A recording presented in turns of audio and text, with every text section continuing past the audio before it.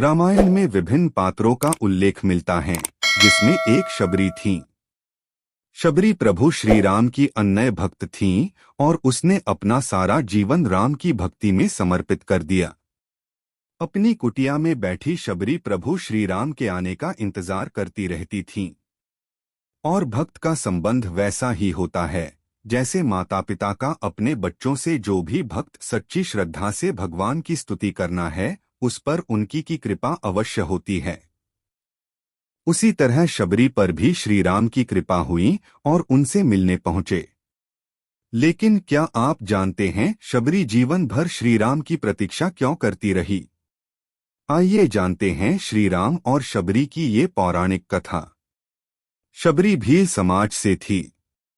भील समाज में किसी भी शुभ अवसर पर पशुओं की बलि दी जाती थी, लेकिन शबरी को पशु पक्षियों से बहुत स्नेह हुआ करता था।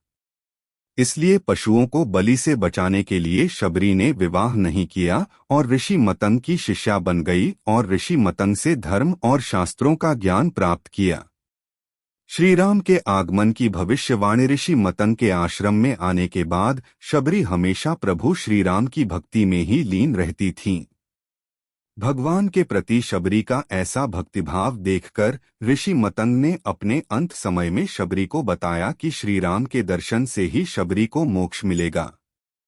यह सुनकर शबरी रोज अपनी कुटिया के रास्ते में आने वाले पत्थरों और कांटों को हटाने लगी, ताकि श्री राम के पैरों में चुभे नहीं। शबरी रोज ताजे फल और बेर तोड़कर श्री राम के लिए रखती। कुटिया में लक्ष्मण संग आए श्री राम। जीवन भर राम की प्रतीक्षा में बैठी शबरी की मुराद आखिर पूरी हुई। वन में माता सीता को ढूंढते हुए श्री राम और लक्ष्मण शबरी की कुटिया में पहुंचे। जब शबरी ने श्री राम को देखा तो आंखों से आंसू बहने लगे और वे उनके चरणों से लिपट गई हैं। शबरी ने श्री राम को स्वयं चखकर सिर्फ मीठे बेर खिलाए और श्री राम ने शबरी के जूठे बेर प्रेम भाव से खा लिए। शबरी के ऐसे असीम भक्ति प्रेम से श्री राम बहुत प्रसन्न हुए और शबरी को मोक्ष प्रदान किया।